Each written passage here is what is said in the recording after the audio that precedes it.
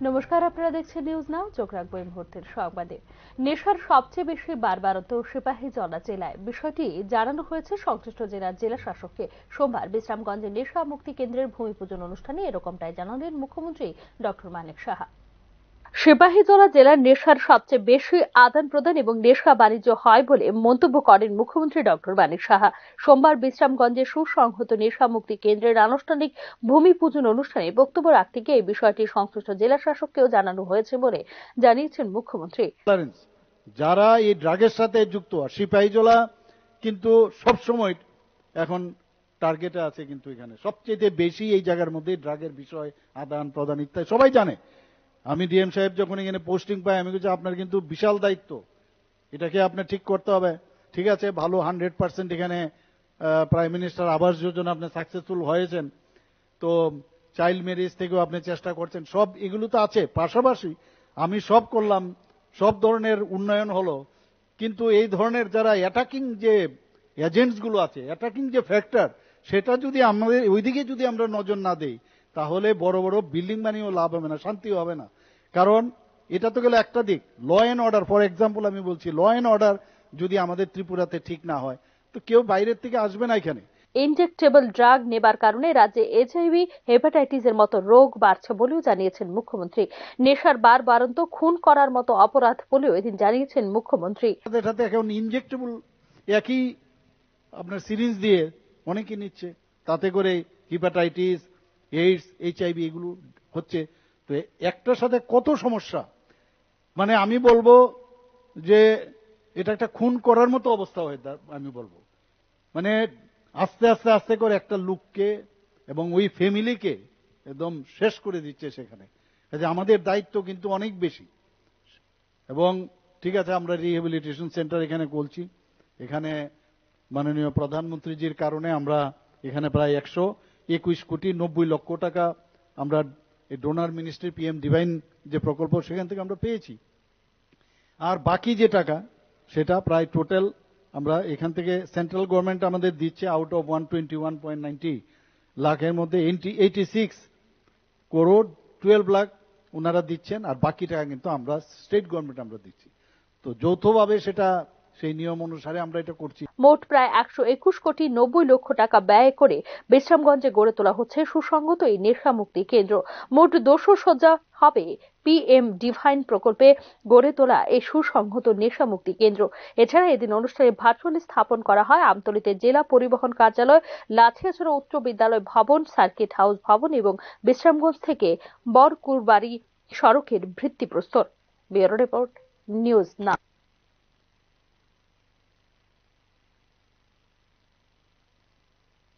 মার্কিন প্রেসিডেন্ট হিসেবে ডোনাল্ড ট্রাম্পের দ্বিতীয় ইনিংস কতটুকু প্রভাব ফেলবে ভারতের উপর, তা নিয়ে লাভ ক্ষতির অঙ্ক করছেন রাজনৈতিক বিশ্লেষকরা। ভারতের বিষয়ে বাইডেন প্রশাসনের নীতিতে কি কোনো পরিবর্তন আনবে ডোনাল্ড ট্রাম্প, জল্পনার কেন্দ্রবিন্দুতে রয়েছে এই বিষয়টিও।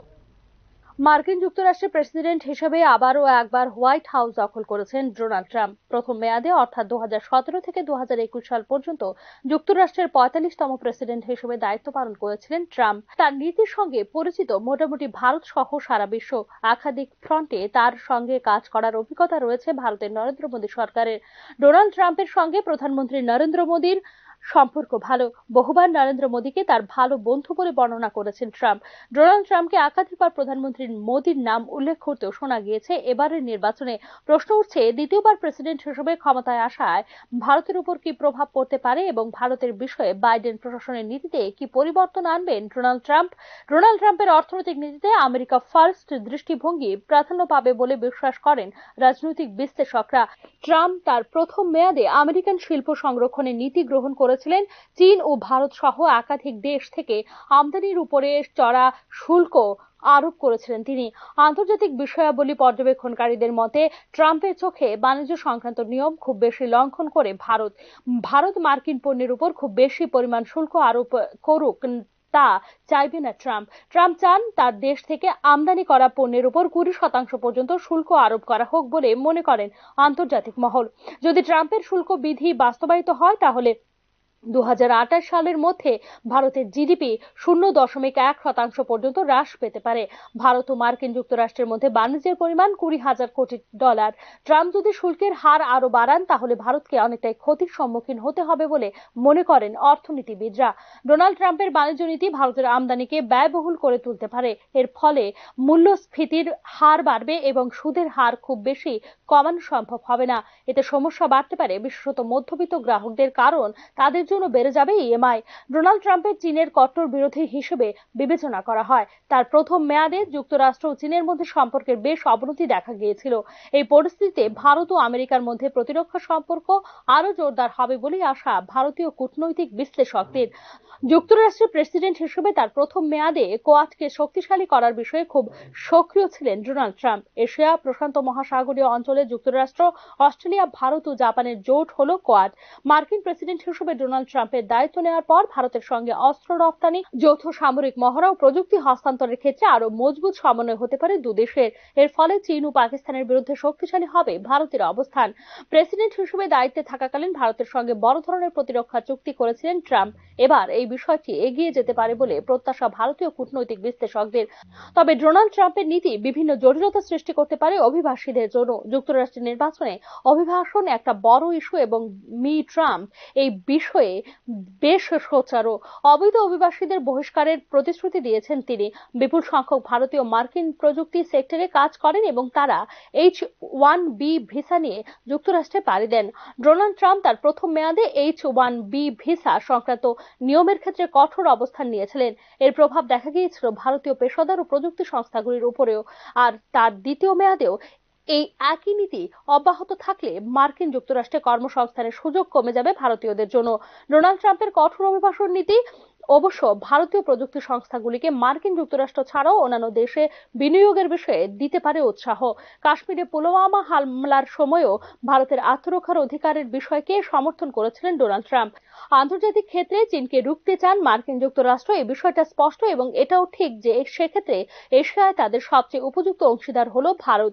ট্রাম্পের প্রত্যাবর্তনকে চীনকে রুখতে ভারত ও মার্কিন যুক্তরাষ্ট্রের কৌশলগত সহযোগিতা আরো জোরদার হবে বলে অনুমান করছেন কূটনৈতিক বিশ্লেষকরা।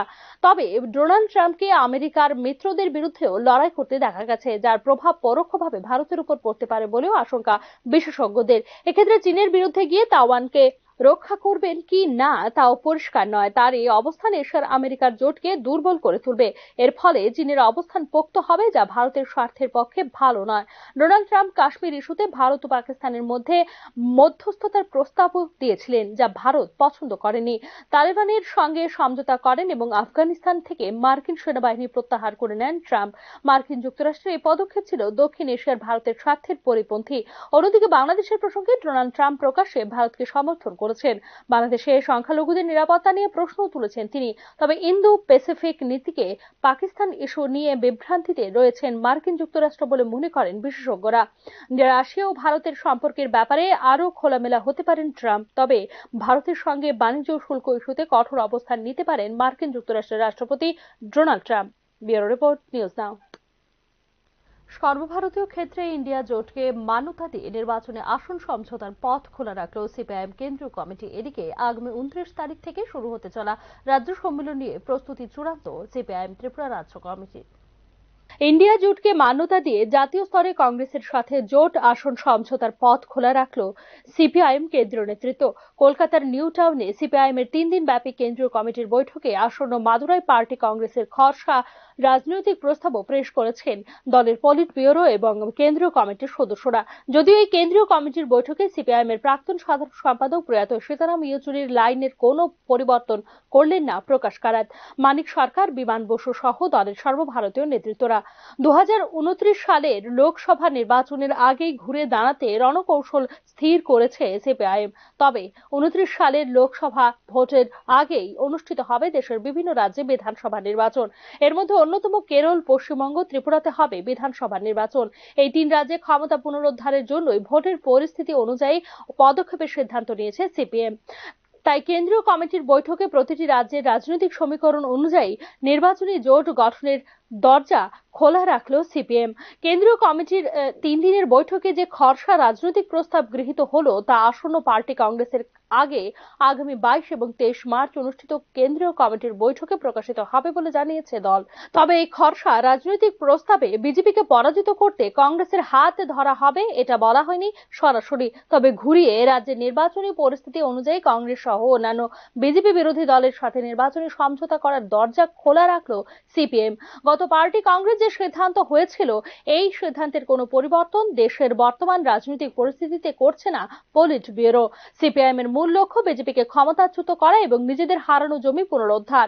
এই লক্ষ্যে রাজ্যে রাজ্যে নির্বাচন এবং লোকসভা ভোটের নির্বাচনী কি সিদ্ধান্ত হবে তা সেই রাজ্যের পরিস্থিতি অনুযায়ী ঠিক করার পথই বহাল রাখলো সিপিএম।